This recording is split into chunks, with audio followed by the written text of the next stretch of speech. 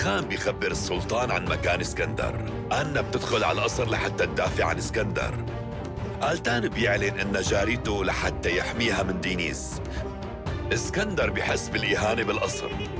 رشيد باشا بيكشف سره لشوتاف، ومخططات دينيس بتنهار من جديد. دينيس بتغلط قدام السلطان وبتعترف قدامه إنها قتلت مرته. الضحية القادمة لدينيس لازم يكون رشيد، بس ظهور شوتاف بينقذ رشيد بآخر لحظة. كلاديفيا وأنوشورفان بيلاقوا مجوهرات السلطان. أكيم جانن جنانه.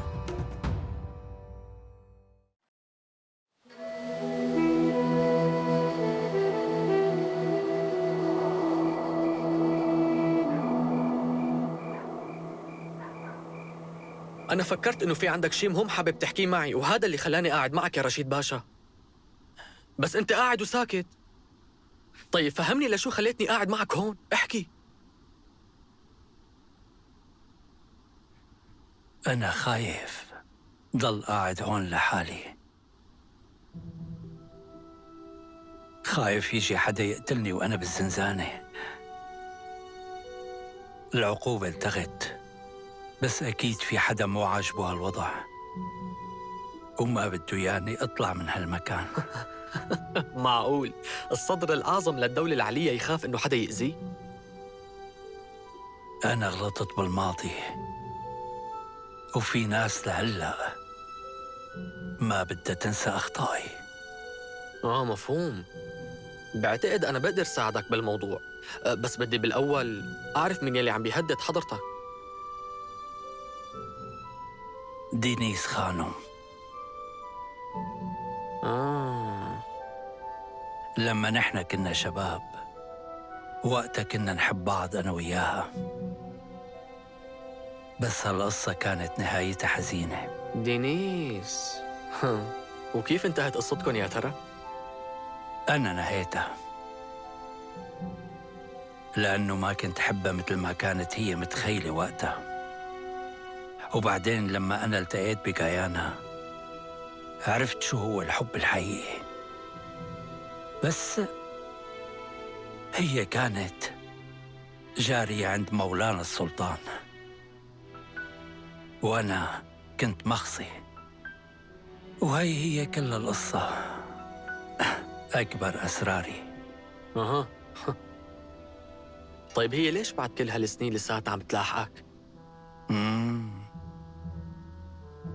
دينيس لا بتنسى ولا حتى ممكن تسامح، حتى لو شو ما صار.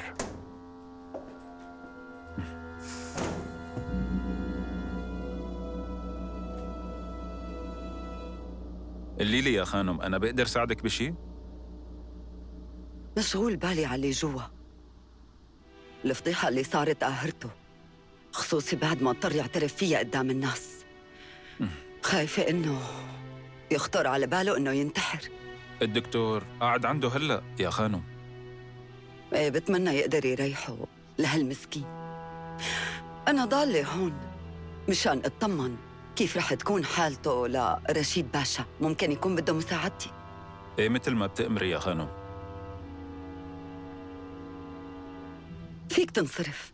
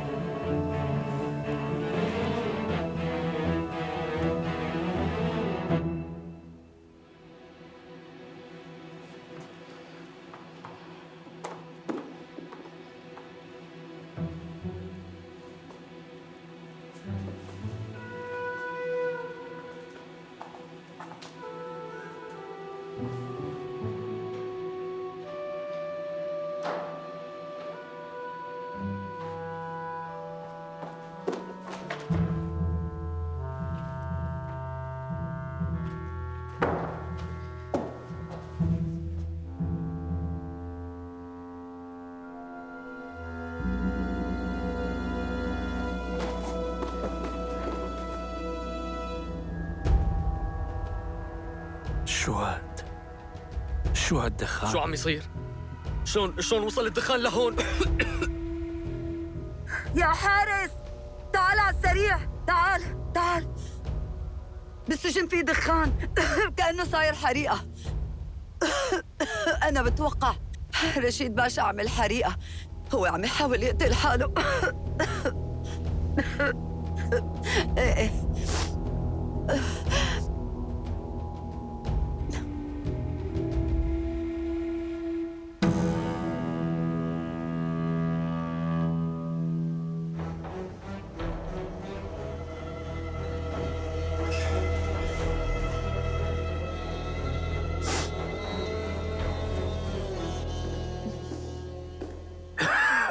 بدهم يقتلونا يا رشيد باشا، لازم نطلع من هون بسرعة. هاي بعرف مين وراها. هي أكيد شرب دنيس. لا الطريقة مشان تقتلني. افتحوا لنا، طلعونا من هون رح نختنق.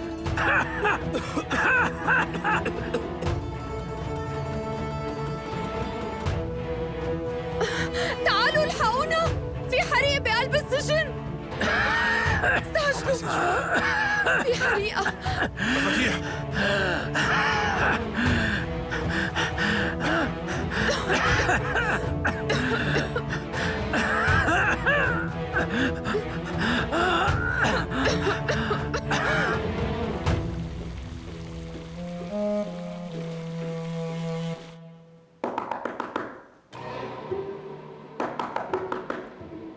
نعم. شريف باشا؟ بترجاك تعذريني يا دينيس خانم إني أزعجتك، بس عنا حالة طارئة. صار حريق بالسجن. حريق؟ مو بس هيك، أنا شاكك إنه هذا الحريق يكون مفتعل. كل مرة عم يصير الوضع أسوأ. في حدا صار له شي طيب؟ لا، ما في إصابات. نحن قدرنا نكشف الحريق ونطفيه بسرعة. إيه الحمد لله. دينيس خانم، الحارس خبرني إنك كنتي هونيك بالليل. معقول ما شفتي حدا جوا؟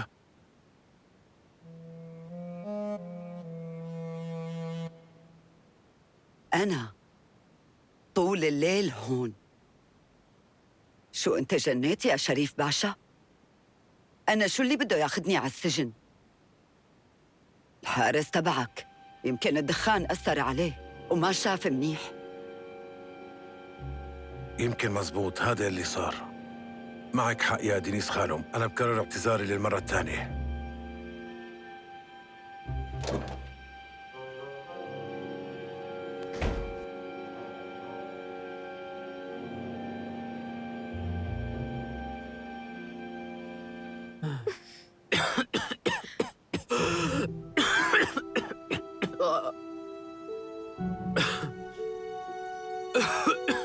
سلامتك حبيبي. هلأ خليك قاعد ماشي عشان ما ترجع لك الدوخة مرة تانية. إيه لا تخافي علي، خذ نفس على مهلك. هلا شوي تاني برجع منيح. شكراً لك حبيبتي، لولاكي كنا هلا أنا ورشيد ميتين. مو طبيعي اللي صار، ما عم بسترجي فكر فيها. الحارس خبرني إنه رشيد باشا كان بده ينتحر لهيك عمل الحريقة. بس كيف عمل هيك؟ شو تاف أنت كنت هونيك، فهمني شو صار. لا حبيبتي، مو رشيد باشا ورا القصة. مين وراها؟ مو مهم هلا، لا تفكري باللي صار. بس المهم هلا على مهلك. انتي معك حق، لازم نترك القصر بأسرع وقت. يا ريت بس لو بيرجع اسكندر. هو طيب وراح يسمح لنا نروح.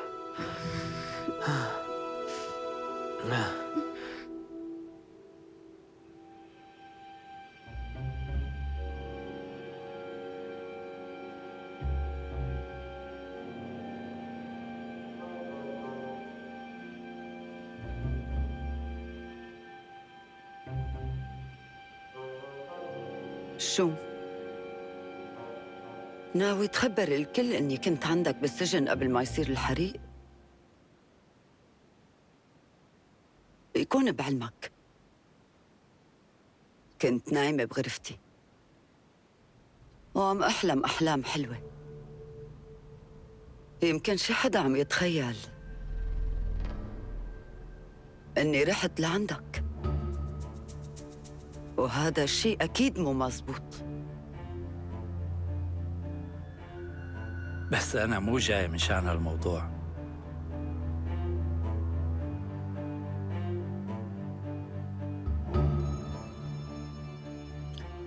أنا عرفان إنك بتتمنى كون ميت، وإذا بدك أنا مستعد موت هلأ. إذا أنت أكيد بتوعديني إنك ما تحاولي تضري لاسكندر أو تأذيه.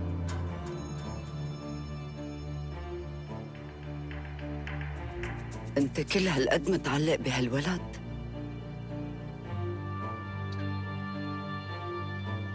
بحبه كأنه ابني.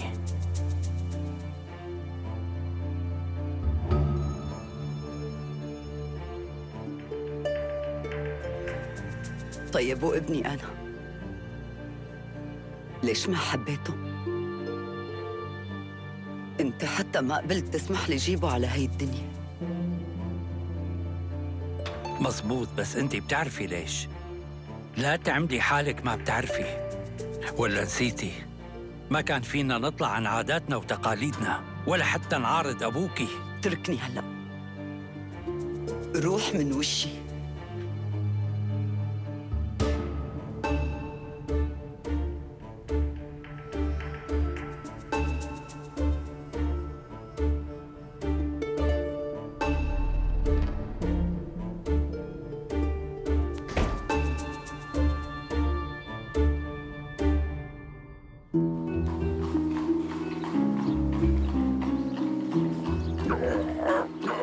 جاوبني على السريع، لمين حكيت عن المجوهرات؟ يلا قال لي لمين؟ تخنقني. جاوبني يلا لشوف، احسن ما تموت احكي. اللي لمين؟ لاتيفيا تبع المطحنة. انت واحد غبي ما بتفهم. بدي اقتلك. شو كل هالأصوات؟ ما فيكن تخففوا ضجة شوي؟ انت ما دخلك، فوتي على غرفتك احسن ما اعمل لك شيء.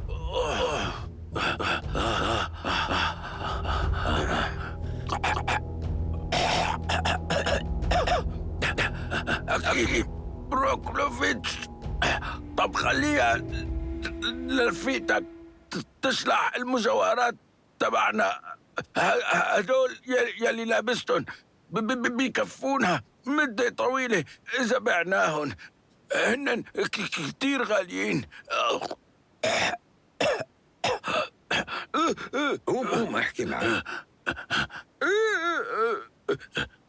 عود هون.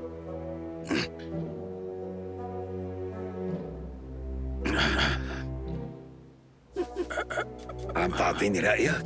رأيك كله على بعضه ما بيهمني. هدول معها منشان إذا شكت فينا الشرطة منقول لهم إنه المجوهرات كلهم إلها لليديا.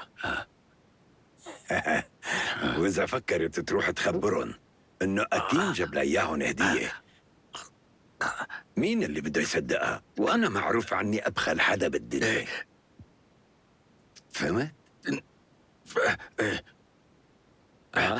فهمت. معقول؟ كيف خطرت على بالك هاي الفكرة الخطيرة؟ ليش عم أسألك؟ أصلا من يومك ذكي. أنا ماني مثلك. تعلم شوية ذكاء مني. لأنه أنت ما تعلمت بحياتك إلا كيف تكون حرامي. أنا كتير تلبكت أكيم. لا تزعل مني. اسمع شوي، هلأ بتروح بسرعة على مقر السفارة وبتراقب أنشورفان، لأنه قلبي حاسسني إنه ناوي يبعث المجوهرات على تركيا. إيه؟ وشو؟ أخذهم منه؟ لك شو أنت ما بتشغل مخك؟ أكيد رح يكون في معه حراسة. بس أول ما أنت تشوفهم عم يجهزوا العرباية بتيجي لهون وبتخبرني. بدي أحكي مع الكل لحتى يساعدونا. مفهوم؟ فهمت أكيم بروكلوفيتش، فهمت. بجي وبخبرك. روح يا غبي.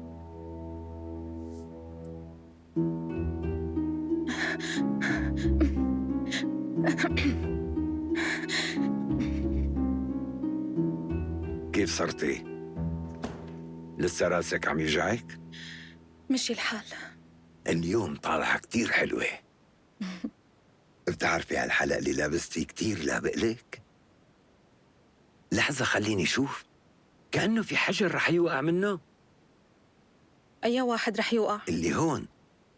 أعطيني إياه أخذه لعند الجوارجي. ها، بقول له يصلحه ويرجع لك إياه كأنه جديد. وإمتى رح يرجع لي إياه؟ مو من فترة أخذت له عقد اللولو؟ ولهلأ ما كان يعرف يصلحه ويرجع لي إياه، مو هذا اللي صار؟ طيب أنا شو ذنبي؟ هدول مجوهرات أصلية ولازم اللي بده يصلحهم يعرف حاله شو عم يعمل.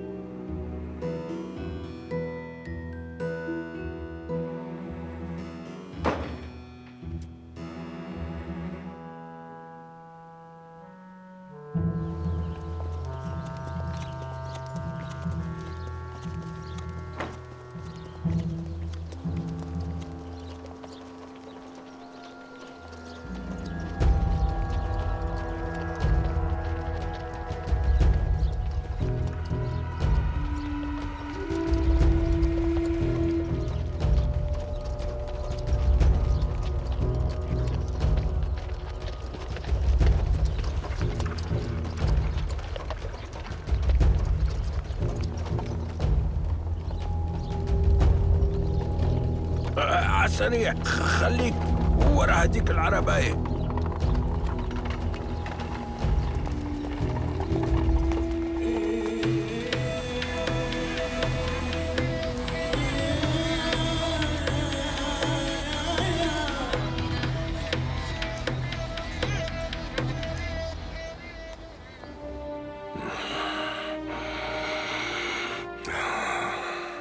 أنا كتير مبسوط.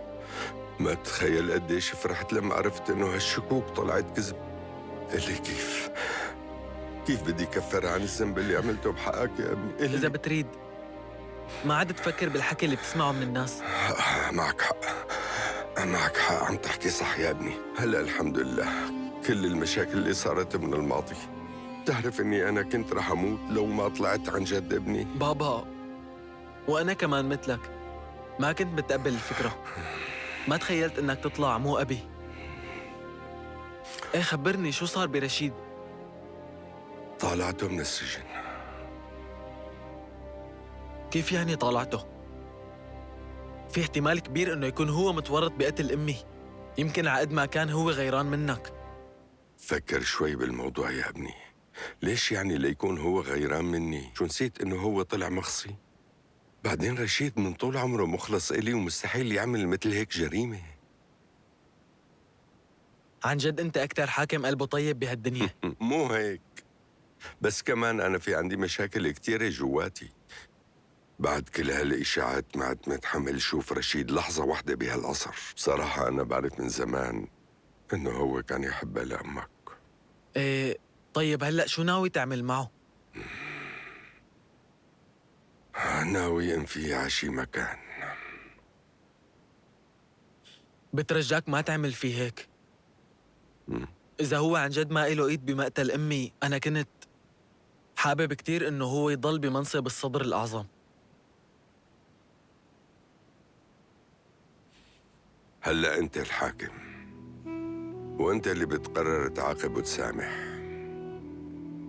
شكراً إلك يا بابا، بس أنا لهلأ موضوع موت أمي ما عم يخليني ارتاح.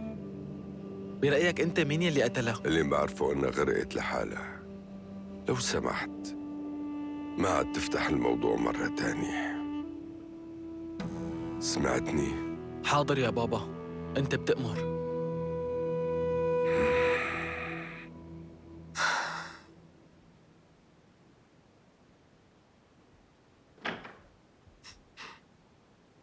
اسكندر، معناتها قلتان قدر يلاقيك. انت منيح؟ شبك؟ معناها أنت يلي بعتي وراي. ايه أنا.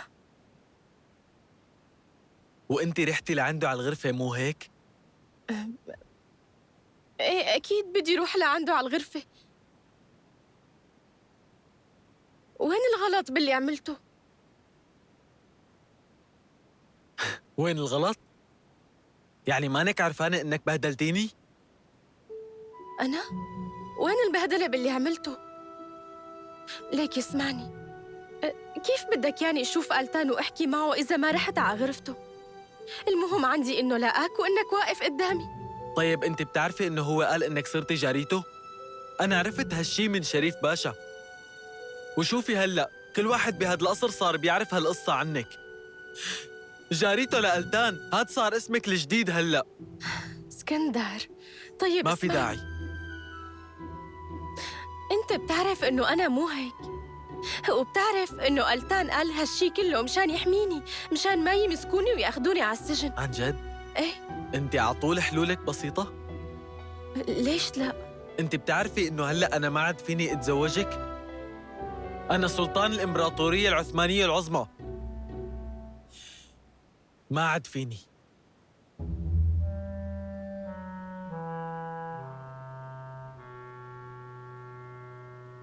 قلت لي ما عاد فيك.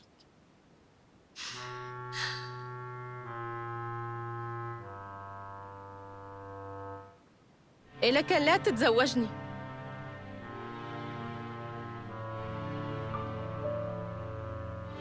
يا سلطان.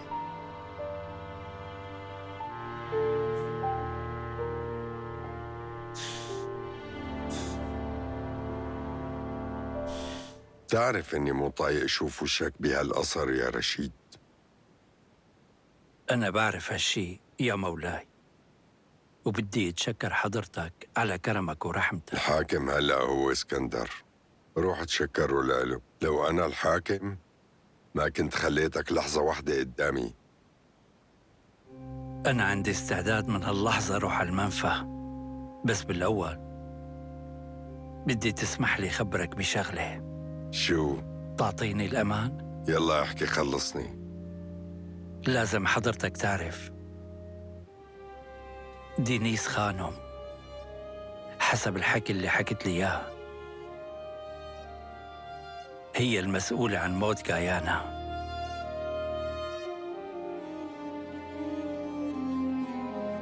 ما تجيب اسمها على لسانك مرة تانية. كلامي مفهوم؟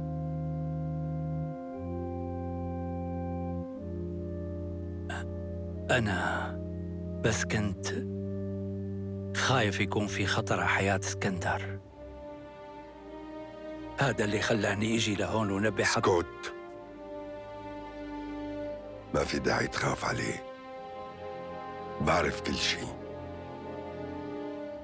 دينيس مو هي اللي قتلت غايانا. صح هي كانت بتتمنى لها الموت بس ما استرجت تقتلها. اللي صار بالحمام كان عبارة عن حادث وبس. عم تفهمني؟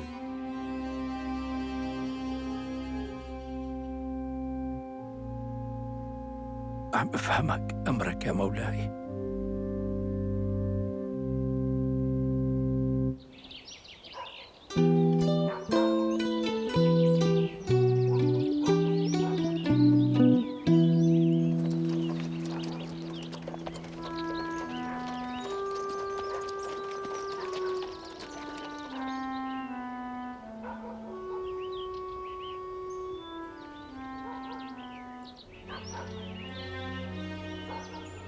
مرحبا يا زعيم، ممكن؟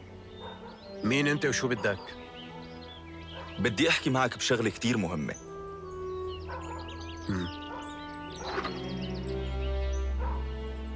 ما عندي شي أحكي مع واحد تركي. شغلة مهمة ما بيصير أي حدا يشوفها. تسمح لنا نفوت على البيت؟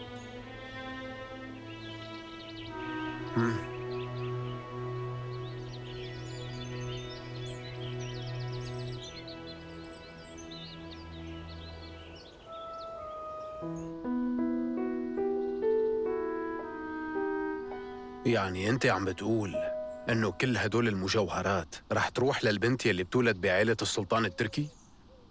هاد كان أمر مولانا السلطان سليم بعد ما ماتت جاريته المفضلة. هي البنت ممكن تكون بنت الأمير اسكندر أو آلتان أو حتى غولي خان. يعني هي المجوهرات لازم ترجع على خزنة السلطان بأسرع وقت. أيوة طيب، وأنا شو لي على نقل المجوهرات على تركيا شغلة خطيرة، وبالإضافة لهيك في أشخاص عم يحاولوا يحصلوا عليها. أنت شخص أمين وشجاع، ما بتخاف من قطاعين الطرق، ورح توصل المجوهرات بخير لخزنة السلطان. فيودور، ممكن تسمعني شوي؟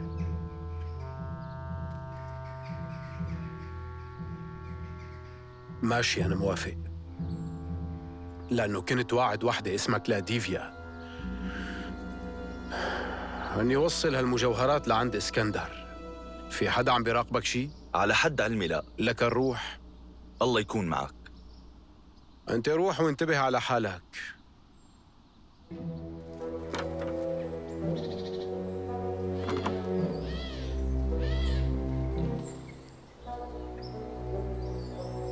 أنت من كل عقلك ناوي تروح على تركيا؟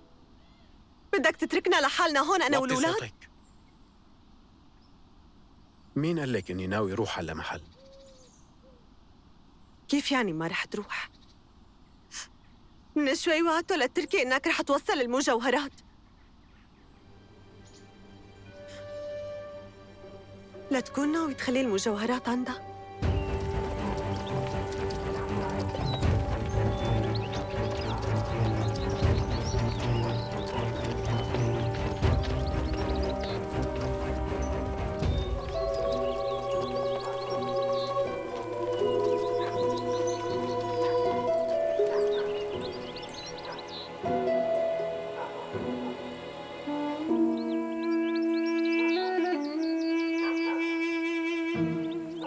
فيودور، ما بيصير هالحكي، هذا الذنب كتير كبير. ليش وين الذنب؟ ما سمعتي شو قال؟ قال المجوهرات من حق البنت يلي رح تولد بعائلة السلطان التركي، فمعناها هني من حقنا نحن وبنتنا أولغا.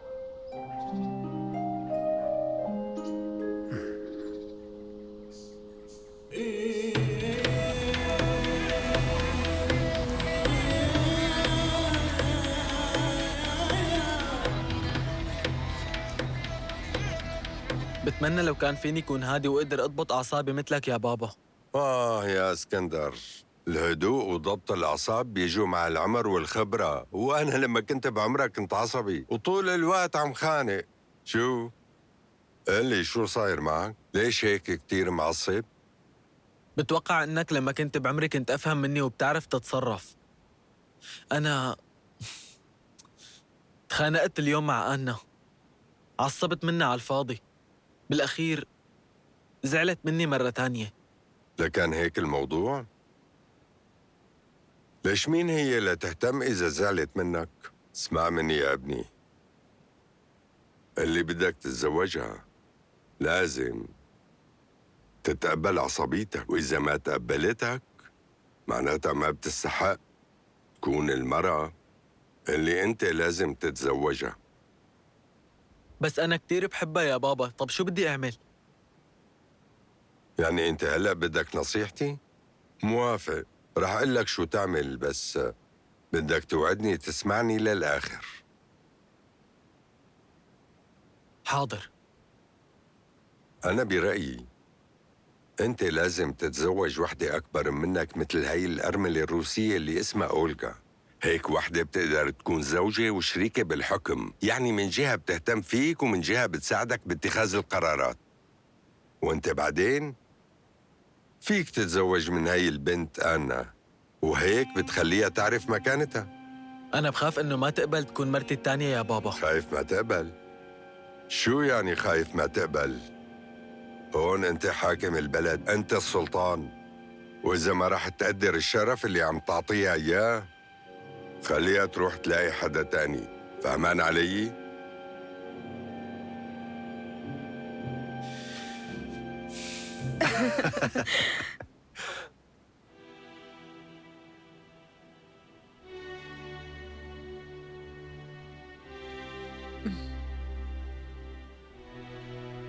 شو رأيك تضلي عندي؟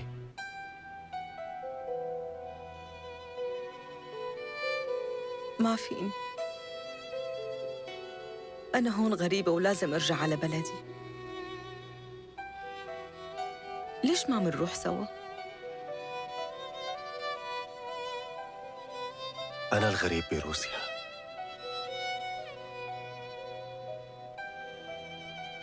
أنا شو بدي أعمل هنيك من دون ماريسا؟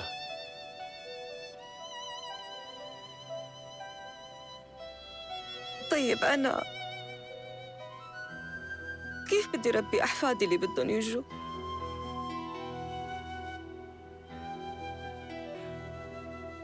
ما بتعرفي شو بيصير. بلا أنت بتحبها لماريسا؟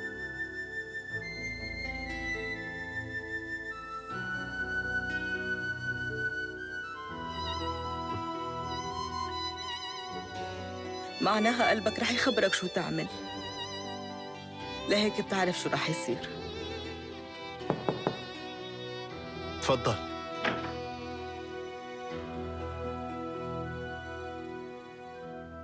ست فيرا، السلطان سليم طالب يشوفك.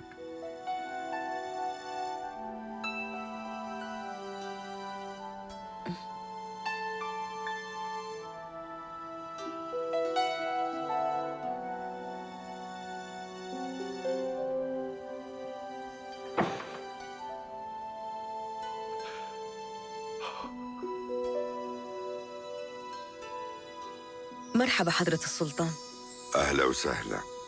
ما بتتخيلي سعادتي وأنا عم أتعرف على المرأة المهمة اللي كانت بحياة أخي مصطفى. عفواً، تفضلي ارتاحي، تفضلي. أنا حابة أتشكرك وكتير تشرفت بمعرفتك. بيأسفني إنه وضع ألتان هلأ ما بيسمح إنه أمه تعيش معه بالقصر. مشان هيك أنا كنت حابب أعرف من حضرتك شو مخططين تعملوا بعدين، وإذا حابة تضلي بتركيا.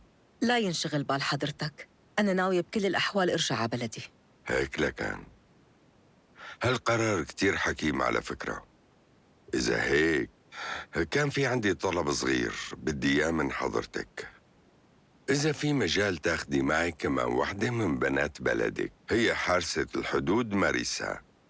بعتقد إنه الزيارة تبعها طولت كتير بهذا القصر. صدقيني نحن ما بنكره ضيوفنا، بس غلط إنه يحاول الضيف ياخد مكان صاحب البيت، ما هيك؟ هذا الشيء أكيد صح كلامك. هو اللي مزعلني إنه بآخر فترة عم تحاول تبعد ابني عن الحكم. إيه صحيح، أنا معك. هي صار لازم ترجع بأسرع وقت على بلدها ولعند أهلها. حضرتك موافقة؟ إيه.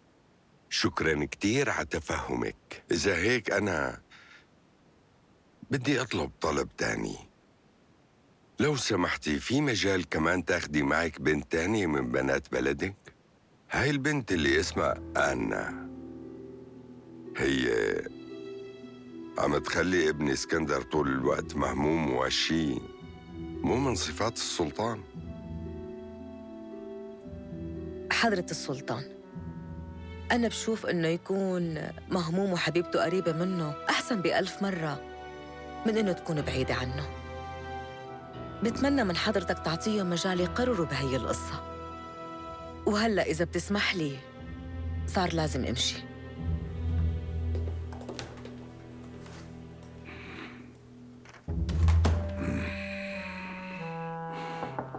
تفضل فوت. شو جاية تحكي لي؟ أنا عم بسمعك.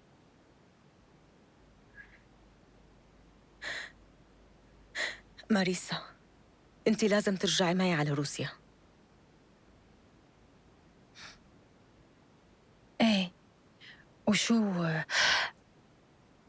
من شان ألتان؟ ألتان عنده حياته هون، وإذا هو بحبك المفروض يرجع لعندك، لأنه اللي بحب بيلحق حبيبته وين ما كانت. أنت مو شايفة اللي عم بيصير فيكي؟ من قبل كانت علاقتكم ببدايتها ومن دفعة كان كل همك تضلي مبسوطة. أنت ما لازم تضلك قاعدة هون، قلبك عم بيقسى يوم بعد يوم، وأنا ما فيني أسكت على هذا الموضوع. أنت حارسة حدود وفي جواتك طفل عم بتكون بهالوقت. ماريسا، ابنك هاد لازم يتربى ببلده. أنت بالشتاء رح تولدي وبالصيف رح تحطيه قدامك على حصان وتلعبي انت وياه بالسهل. شمس وتراب وهواء وحرية. وبالخريف بتاخديه على الحصاد وعلى المهرجانات. ماريسا،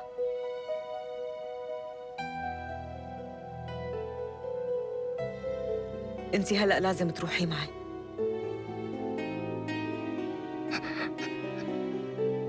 ما بقدر روح.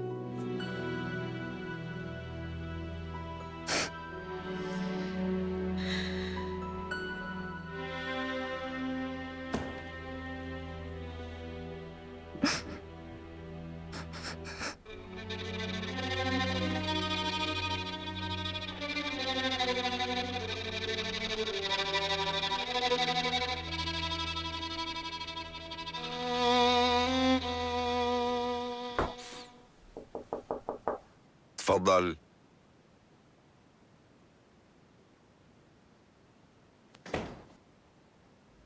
طلبت تشوفني حضرتك؟ ايه صح. في عندي شغلة حابب احكيها مع حضرتك، بس يمكن تستغربي من هالشغلة. مشان هيك لو سمحتي ارتاحي واسمعي اللي بدي اقول لك اياه. شكراً لحضرتك. اتفضل عم بسمعك. من شوي حكينا أنا وياكي بموضوع رجعتك على بلدك، وأنا كنت موافق، بس بصراحة فاجأتيني كتير بالحكمة اللي عندك وبشخصيتك القوية، وأنا رح أقلك بشو فكرت.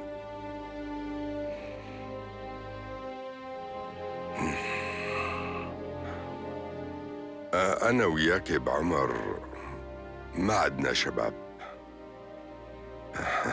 ليش ما بندور على سعادتنا ومندعم أولادنا كمان، وهيك منضل معهم كل الوقت ومنقدر نحميهم من التصرفات الغلط اللي ممكن يعملوها. شو رأيك بهالكلام؟ بصراحة هذا اللي سمعته أنا ما كنت متوقعته أبداً،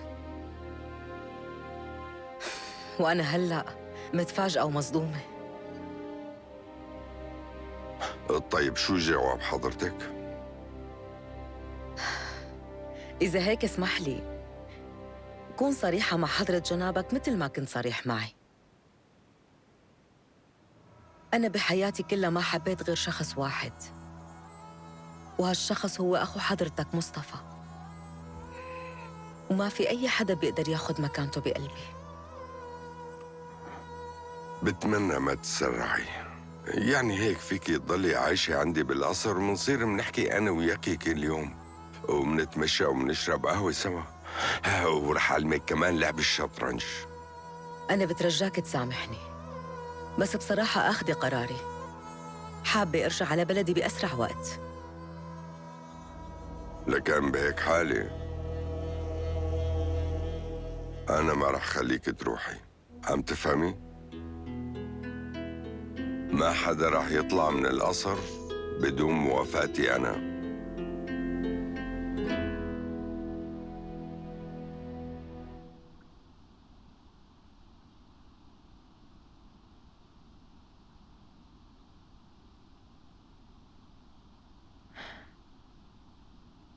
أنوشكا، بدي ترجعي لي الخاتم اللي أعطيتك إياه. شو رأيك بهالشال؟ شو ناويين تعملي على راسك؟ لونه كتير بلدي. بدكم تسافروا اليوم؟ ليكي هذا الشال صار لازم نرجع على البيت. انتي معنا؟ حلو مو؟ أنا؟ يعني ماشي الحال. هذا اللون أنا ولا مرة لابسته. أنا ما كتير بحب هالألوان. شوفي لي الشال من ورا ظابط؟ ديري شوي. ايه هيك صار أحسن. ايه أنا معكم.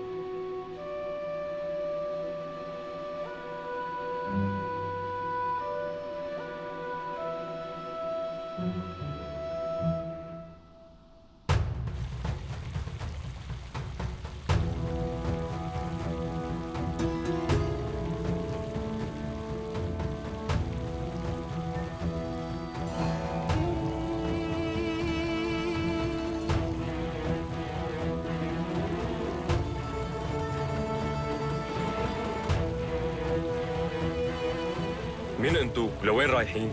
نحن ضيوف عند السلطان وبدنا نطلع على المدينة. ممنوع تطلعوا. عندي أوامر ما أسمح لحدا يطلع إلا بموافقة خاصة. وهاد ممكن يكون الموافقة الخاصة؟ مو مشكلة، إذا هيك فيكم تطلعوا.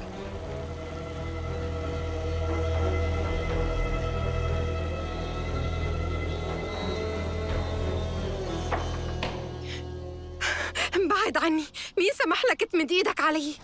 كيف بتتجرأوا تعاملوني بهالطريقة؟ هاد كرم ضيافة التركي تبعكم؟ أنا مواطنة من الإمبراطورية الروسية، كيف بتجيبني لعندك مثل العبدة؟ ما في داعي للعصبية، أنا اللي أمرتهم يجيبوكي.